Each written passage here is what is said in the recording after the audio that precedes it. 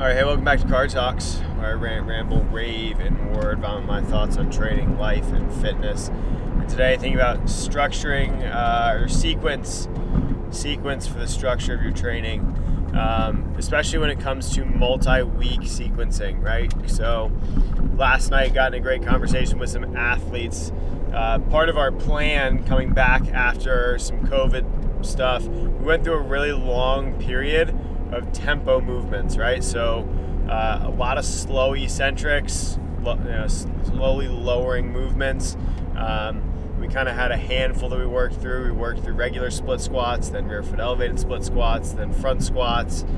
We did some trap bar deadlift work, RDLs, things like that.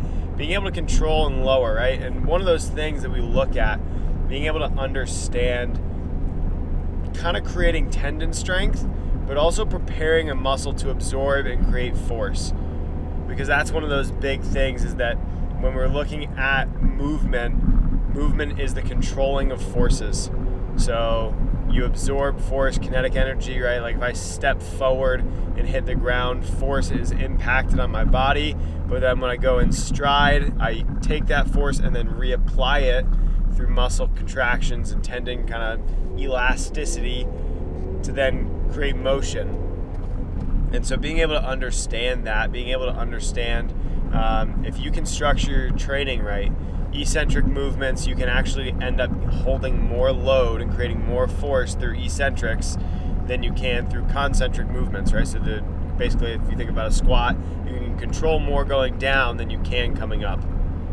And it's one of those things that, you can go through, and there's a book called Triphasic Training that kind of breaks it down into sequences like this, where you go through eccentric contractions, then isometric contractions, and then concentric contractions, 4 different movements. But it's one of those things just kind of, to think about. If you're going to structure your training, try to structure it to build off of stuff, because we went through a bunch of eccentric training to prepare for more explosive and plyometric movements, right? So box jumps, being able to handle, rebounding broad jumps, stair bounds or stadium broad jumps, as some would call them, okay? Being able to do those movements and prepare the body for those movements. If we did them right off the bat without doing any eccentrics, then we're probably going to run into some tendonitis issues and things like that.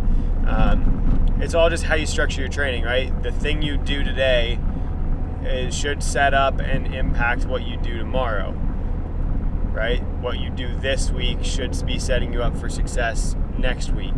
So it's just something to think about, because if we're actually looking at programming, and I know I'm kind of like all over the place with this talk, but when we look at programming, we need to consider that. We need to consider out where we are, where we're going, and then try to set things up in a progression that's going to help us get there safely, optimally, and then have the best result in the end. So just something for you to think about. And until next time, we'll see you in the passenger seat.